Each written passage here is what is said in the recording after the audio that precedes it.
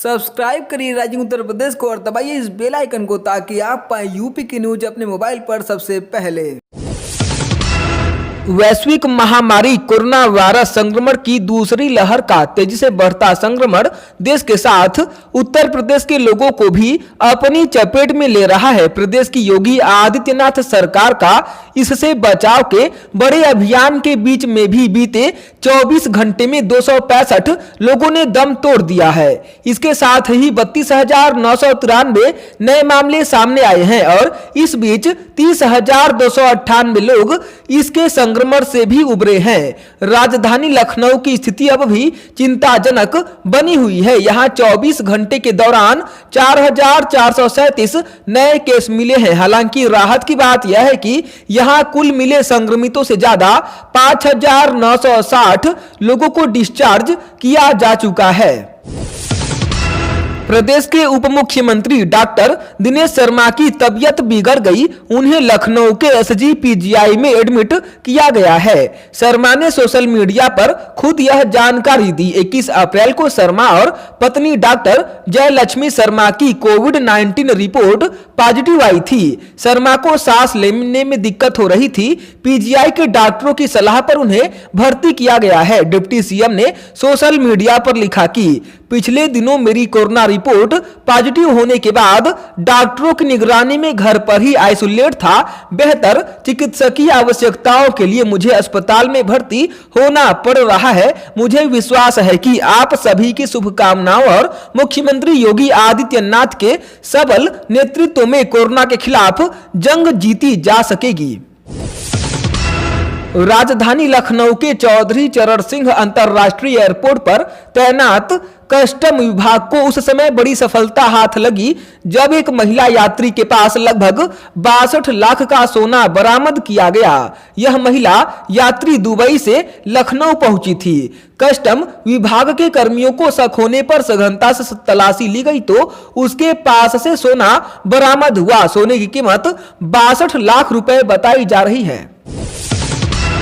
प्रदेश के 64 स्थायी जिलों में 1,12,290 कैदी सजा काट रहे हैं। बांदा जेल में बंद मुख्तार अंसारी के कोरोना संक्रमित पाए जाने के बाद प्रदेश की जेलों में बंद कैदियों का टेस्ट कराया गया, जिसमें 1,641 बंदी पॉजिटिव पाए गए हैं। अब तक 6 की मौत हुई है। इनमें 3 बंदी, 2 बंदी रक्षक समेत 1 अधिकारी शामिल है। वहीं 22,375 बंदियों का वैक्सीनेशन कराया जा चुका है। बांदा जेल में बंद मुख्तार अंसारी की RT-PCR रिपोर्ट पॉजिटिव आने के बाद मेडिकल कॉलेज के डॉक्टरों की टीम मुख्तार का उपचार मंडल कारागार में ही करेगी। सरकार के कोविड प्रबंधन में तमाम खामियों की आरोप लगाते हुए कांग्रेस महासचिव व उत्तर प्रदेश प्रभारी प्रियंका गांधी वाड्रा ने मुख्यमंत्री योगी आदित्यनाथ को पत्र लिखा है। स्वास्थ्य कर्मी और फ्रंट लाइन वर्करों के लिए आर्थिक पैकेज की मांग सहित कई सुझाव के साथ निशाना साधा है कि सरकार ने इस लड़ाई में अपने सारे संसाधन नहीं लगाए तो भावी पीढ़ियां आपको माफ नहीं करेंगी। मुख्यमंत्री योगी आदित्यनाथ के नाम से भेजे पत्र में प्रियंका गांधी वाड्रा ने कहा कि कोरोना महामारी की दूसरी लहर अपने भयानक रूप में है। प्रदेश के कई शहरों में तबाही चरम पर है। शहरों की सीमाओं को लांघकर अब यह महामारी गांवों में अपना पैर पसार रही है। सबसे बड़ी चिंता की बात यह है कि जिस रफ्तार से कोरोना के मामले बढ़ रहे हैं उस मुकाबले प्रदेश में कोरोना जांच की दर न के बराबर है। प्रियंका वाड्रा ने आरोप लगाया कि ग्रामीण इलाकों में तो जांच नहीं हो रही है, शहरी इलाकों में भी काफी मुश्किलें हैं, कई दिनों तक रिपोर्ट नहीं आती। प्रदेश प्रभारी ने कहा कि पूरी दुनिया में कोरोना की ये जंग 4 स्तंभों पर टिकी है: जांच, उपचार, ट्रैक और टीकाकरण। यदि आप पहले खंभे को ही गिरा देंगे तो फिर हम इस जानलेवा वायरस को कैसे बचाएंगे।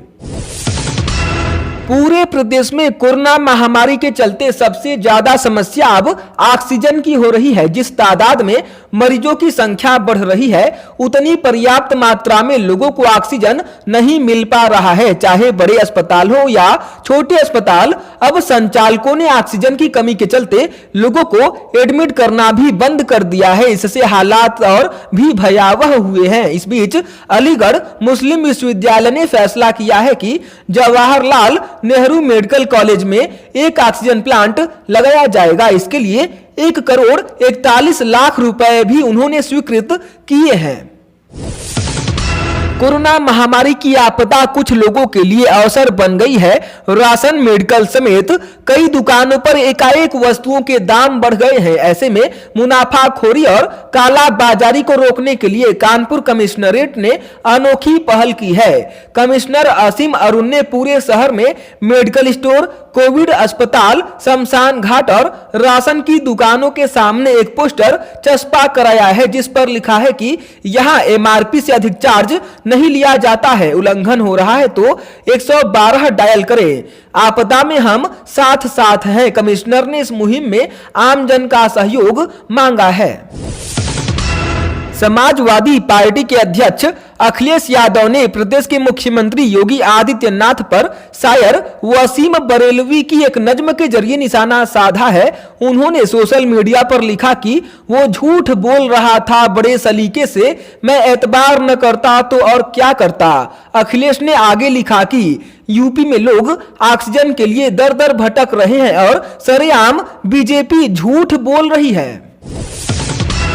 इलाहाबाद हाई कोर्ट ने प्रदेश में कोरोना संक्रमण से निपटने के सरकारी तौर तरीकों की तीखी आलोचना करते हुए कहा कि सरकार माई वे या नो वे यानी मेरा रास्ता अथवा कोई रास्ता नहीं को छोड़े और लोगों के सुझाव पर भी अमल करे। नागरिकों को ऑक्सीजन न दे पाना शर्मनाक है। इसके साथ ही राज्य चुनाव आयोग को नोटिस जारी करते हुए अदालत ने पूछा है कि पंचायत चुनाव के दौरान सरकार की गाइडलाइंस का पालन क्यों नहीं किया गया, जिसकी वजह से चुनाव ड्यूटी कर रहे 135 लोगों की मौत की खबर है। कोर्ट ने पूछा कि क्यों न उसके खिलाफ आपराधिक अभियोग चलाया जाए। कोर्ट ने बचे चुनाव में गाइडलाइंस का पालन का निर्देश दिया है। अगली सुनवाई 3 मई को होगी।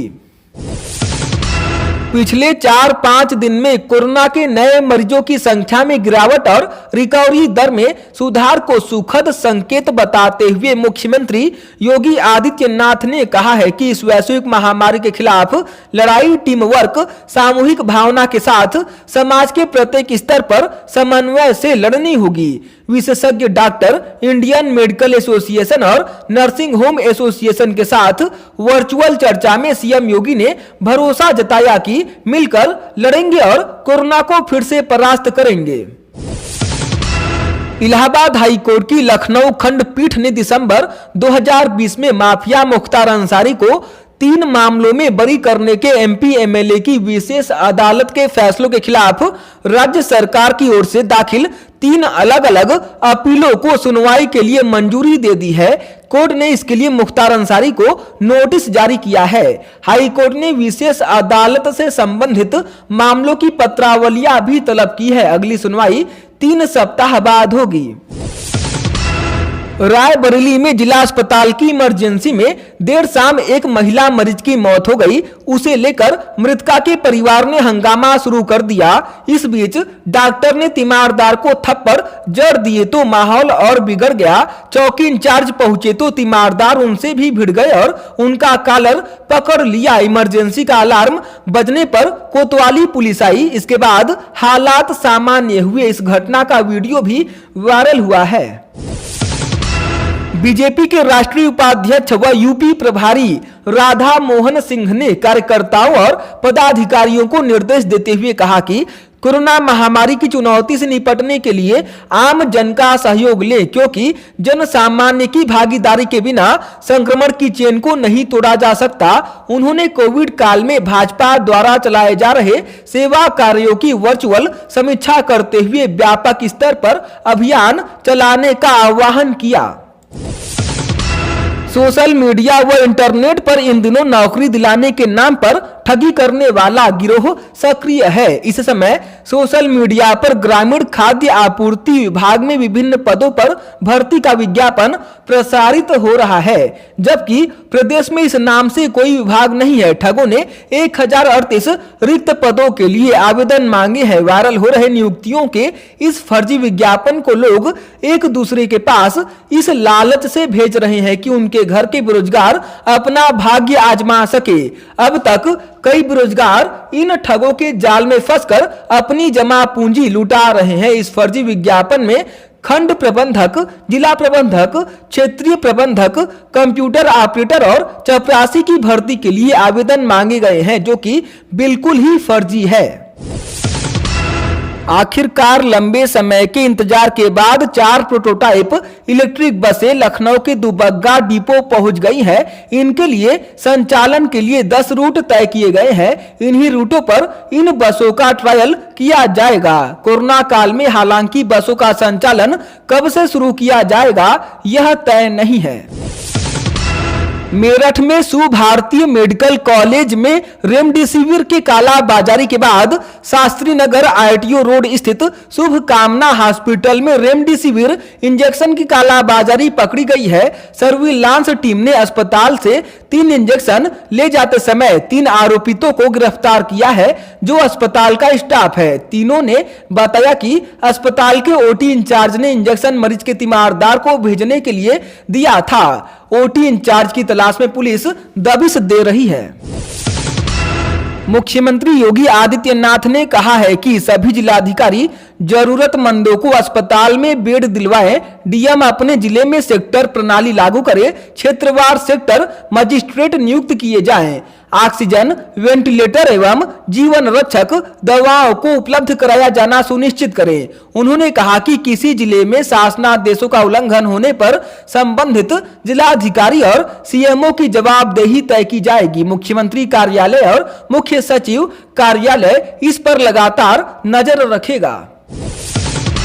हेड कांस्टेबल की कोरोना पॉजिटिव पत्नी जिंदगी और मौत से जूझ रही है। उसकी हालत नाजुक है, लेकिन उसे बेड नहीं मिल पा रहा है। सिपाही ने IG से गुहार लगाई है कि साहब मुझे बेड दिलवा दो। बदायूं में बिसौली के रहने वाले हेड कांस्टेबल आसिफ मिर्जा का परिवार बरेली में नकटकिया PSC क्वार्टर में रहता है।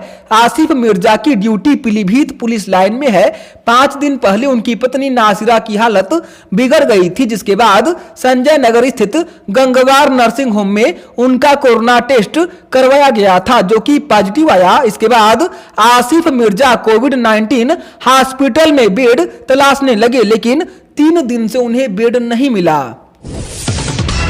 प्रदेश के अल्पसंख्यक कल्याण मंत्री, मुस्लिम वक्फ एवं हज मंत्री मोहसिन रजा ने प्रियंका गांधी वाड्रा व सपा प्रमुख अखिलेश यादव पर पलटवार करते हुए कहा कि यह समय देश और प्रदेश वासियों की मदद करने का है, न कि आरोप और प्रत्यारोप द्वारा अपनी राजनीतिक रोटियां सेकने का। उन्होंने कहा कि मुख्यमंत्री योगी आदित्यनाथ ने पिछले वर्ष भी कोरोना महामारी से निपटने के लिए कुशल प्रबंधन कर दिखाया है, जिसे प्रदेशवासियों ने सराहा भी है। इस बार कोरोना पॉजिटिव होने के बाद भी वह जिस तरह कोरोना के रोकथाम के लिए लगातार जनता के हितों का काम कर रहे हैं, वह औरों के लिए एक मिसाल है। गाजियाबाद के जिलाधिकारी अजय शंकर पांडेय के कोरोना वायरस से संक्रमित पाए जाने के एक दिन बाद जिले के मुख्य चिकित्सा अधिकारी यानी CMO और पुलिस प्रमुख समेत करीब 50 अफसरों के कोविड-19 से संक्रमित होने की पुष्टि हुई है। यह जानकारी अधिकारियों ने दी। दिल्ली से सटा गाजियाबाद प्रदेश में महामारी से बुरी तरह से प्रभावित जिलों में शामिल है। बलरामपुर जिले की नवानगर जिला पंचायत सीट पर वर्चस्व की जंग को लेकर जमकर हिंसा हुई। यहां तुलसीपुर थाना क्षेत्र के बेली कला गांव में युवा कांग्रेस के पूर्व मध्य जोन प्रदेश अध्यक्ष दीपा शंकर सिंह व सपा से सांसद रहे रिजवान जहीर, जो कि अब बसपा में शामिल हो चुके हैं, उनके समर्थकों के बीच जमकर मारपीट हुई। मारपीट के बीच हालात इतने खराब हुए कि दीपांकर सिंह की 2 लग्जरी गाड़ियों को रिजवान समर्थकों ने आग के हवाले कर दिया, जबकि कुछ अन्य गाड़ियों को भी क्षतिग्रस्त कर दिया।